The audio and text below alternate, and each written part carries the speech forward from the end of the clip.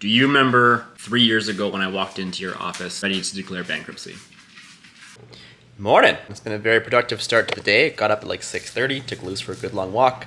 I got about an hour and a half of programming done. I just posted a short, and I'm gonna read my book, Sapiens, because it is pretty cool. Then I've got 3 back-to-back clients and then a consultation after that at 1:30. So should be a pretty busy day of client stuff. Then we shall see what the rest of the day entails. Only time will tell. En route to the gym here. So I think what I'm going to talk about today is budgeting and the importance of it and just how helpful it can be, especially if you are in a position where you're dealing with financial stress. I think truthfully, everyone is in this day and age with inflation and just cost of living and everything like that. I have to do my own budget anyways, so I might as well get 2 birds stoned at once. if you know what I mean.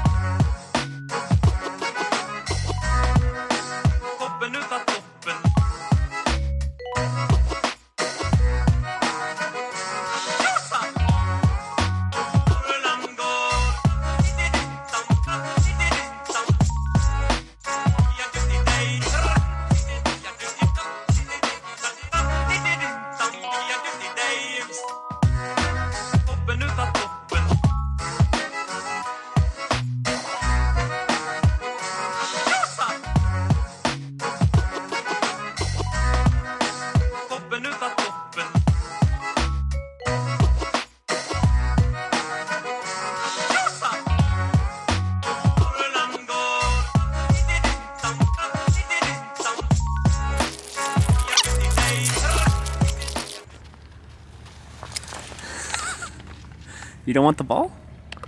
In case you're curious, she ended up settling for the stick in the ball because she couldn't get all 3 in a row. She tried really hard, but I gotta get home to that consult, so I was not letting her waste too much time. But this is exactly why I give myself a good extra 10 to 15 minute window with everything I do, because this is a daily occurrence. Like shortly after 2, that consult no-showed, so that's awesome.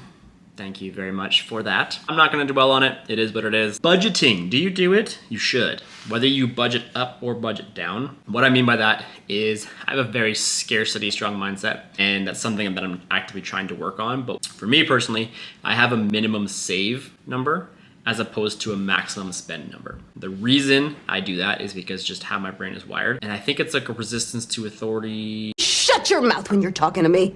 issue that I am also working on. Is I don't like putting this specific number on how much I can or can't spend. So instead of approaching it from the mentality that I can only spend X amount of dollars per month, as long as I save my minimum dollars per month, it gives me permission to essentially spend as freely as I want. Obviously within reason. In my opinion, this is the beauty of actually tracking your finances. If you're someone who is on a fixed salary, I think maybe it's a little bit easier just mentally, sort of subconsciously to be able to do so. I personally have never made the same money in 1 month from the next. I get paid some days, don't get paid some days. I won't get paid for a week and a half sometimes, and then I'll make a couple $1,000s in a day sometimes. It totally depends on how my clients' subscriptions are structured, depending if they're paying me monthly. Some clients will pay in full for their 12 and 16-week commitments, so then there'll be certain chunks where I get a ton of money coming in, but I have to be aware of the fact that it's not every month it's gonna be like that. So for me, budgeting, this is now something I've done for almost 2 years now, and has arguably been the most financially anxiety alleviating thing I have ever done. It's a mouthful right there. That's what she said. That's what she said. If you are not in control of your financial health, I've been there. I understand how stressful and how uncomfortable this conversation is. I remember distinctly, you've probably heard them on the radio, those BDO Debt Solutions commercials.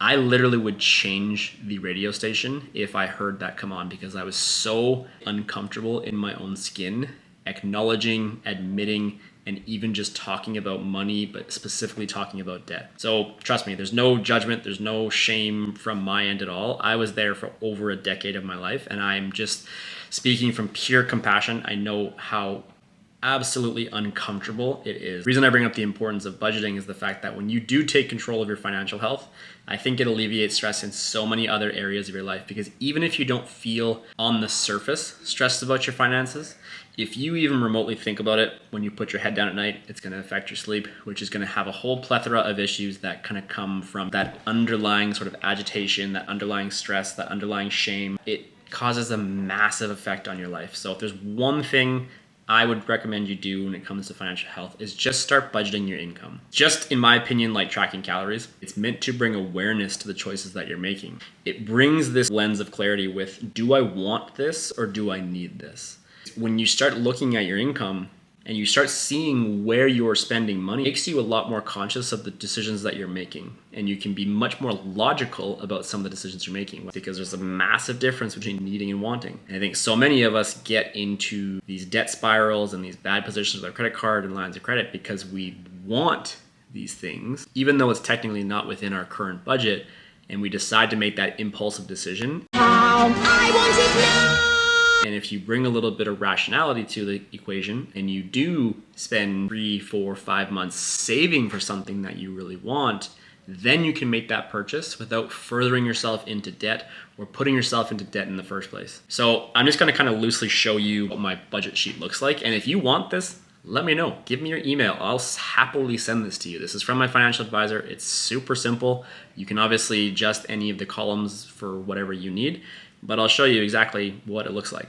I'm obviously not going to show you mine, but as you can see, there's a space for rent, my car, gas, food, and next year I do plan on switching this up from groceries to restaurants just to see the difference.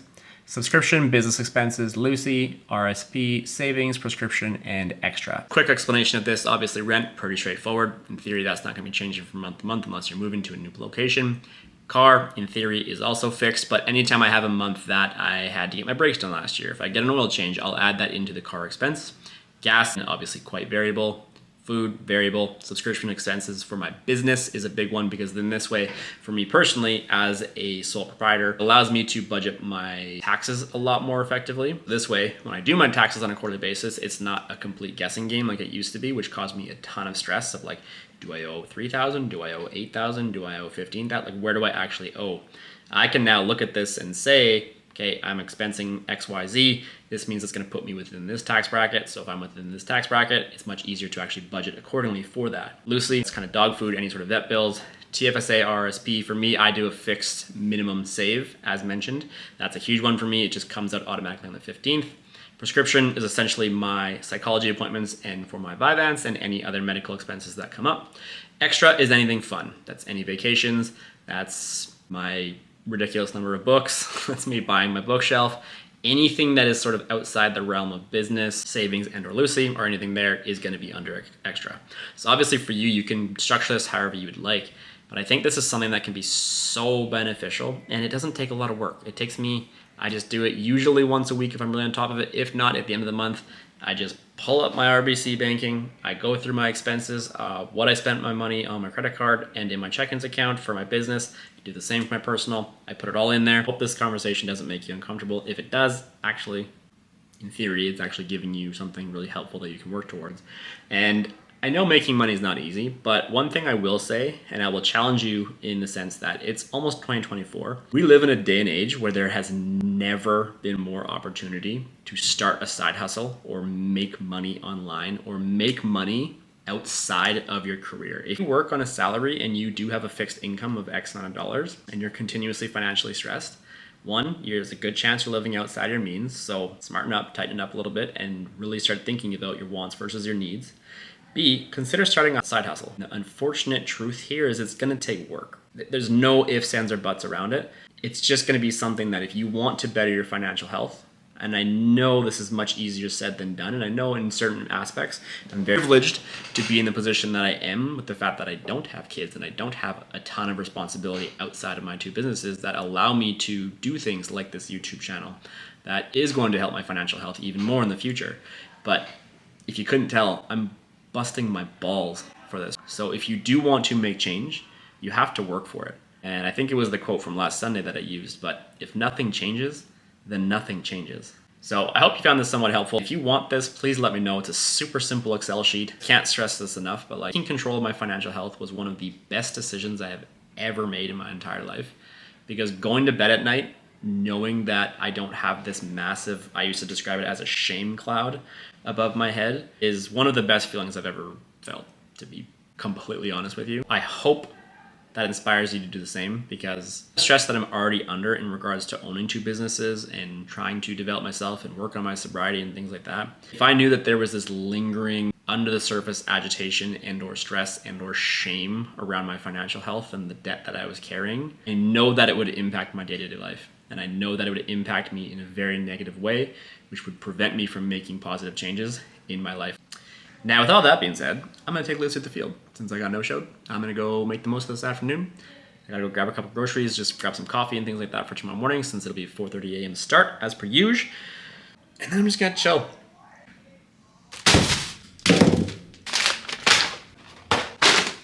Just to kind of exemplify how frugal I am, everything here was on sale. That's just who I am now.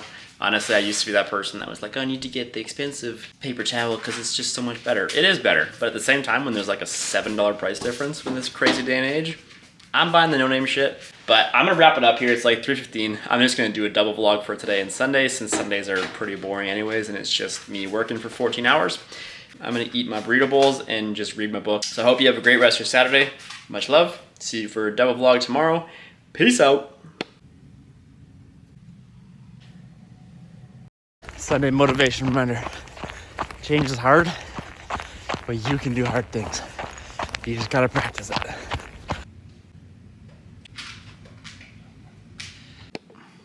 Morning. Tis 5:45. We got report cards marked. A little faster on report cards this week just because people are slacking. I don't know if I mentioned this here, but I charge everyone half price for the month of December because truthfully it's kind of just a write-off. So if you're interested in coaching, good time to sign up, just saying. But yeah, pretty breezy on the report card marking this morning. So gonna get into it here. Gonna get everything done before I go to the gym at 9 for 2 clients, and then just my regular cleaning stuff. Already excited for you know what it is. Pizza Sunday, baby. I'm getting pizza 73. I kind of missed it last week, especially seeing the $60 pizza in my budgeting yesterday. I really do hope that that video is helpful. I want to kind of reinforce that I'm coming at it from a very, very compassionate lens. I know everyone's in their own individual situations, and all I can say is I've been there. It sucks. Financial shame is very, very real, especially if this is something you never talked about in your family, if you were never shown how to do things, if you were never shown how to budget, how to save, what does saving even look like for you, whether it's a minimum save, maximum save, whatever. So I hope that is helpful. The sky is absolutely gorgeous right now. You're heading to work. Check-ins are completed. It just feels so accomplished getting that much work done before actually going into the gym. So I hope you beautiful people are having a great start to your Sunday. It's gorgeous outside. Just be grateful, find something to be grateful for. If it's your health, if it's your friends, if it's your family, whatever it is, just find something to be grateful for, because if you woke up today, you have a roof over your head, you have something to be grateful for. What'd you find, Luce?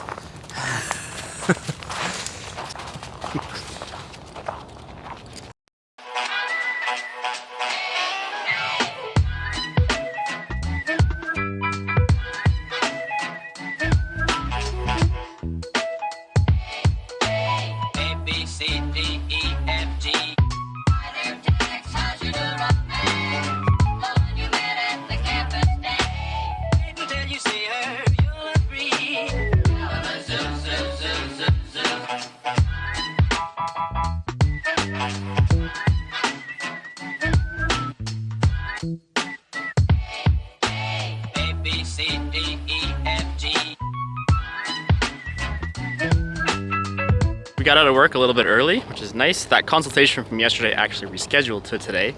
So I've got that at 3:30 and it's just before 2. So it is beautiful outside. I know global warming is not a good thing, but like if this was winter, I actually truthfully wouldn't mind winter at all. I hope this stays for as long as possible because it is so nice outside. So I'm gonna take Lucy out to the field here, decompress for half an hour or so before hopping into that consult. But all in all, we've been hustling. It's a great little Sunday.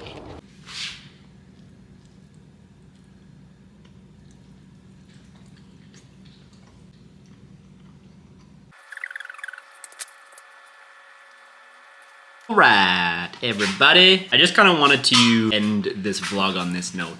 To add a layer of vulnerability to all of this talk about finances. I know how stressful it can be. I actually sent a picture to my financial advisor yesterday of my yearly income for this year. And the text I attached to it was, do you remember 3 years ago when I walked into your office almost in tears, ready to declare bankruptcy? It's just pretty crazy to think that 3 years time of persistent, frugal, saving, hard work, I have completely done an absolute 180 with my finances. And I know 3 years might sound like a lot of time, but considering I had 10 years of debt hanging over my head for that long, to do a complete 180 in 3 years, it's very much doable. So I really hope you find this message inspiring to make change, because for so long I let my financial health determine my lack of self-worth. And it doesn't need to be that way. And I really hope you decide to just start auditing and monitoring your income so that you have more inclination to make change when it comes to your financial health. Regardless, I'm gonna wrap things up here. I'm gonna eat some delicious Pizza 73. I wish I get sponsored by them with this YouTube channel. It's only a matter of time. Please like, subscribe, comment, do all those good things for the algorithm. I would sincerely appreciate it. If you want that Excel sheet, let me know. Just send me a message. I'll send it your way. It has been completely life-changing for me, and I hope it does the same for you. So that's a wrap. Good night, folks. Have a great rest of your Sunday. Much love. Go eat some pizza. Bye.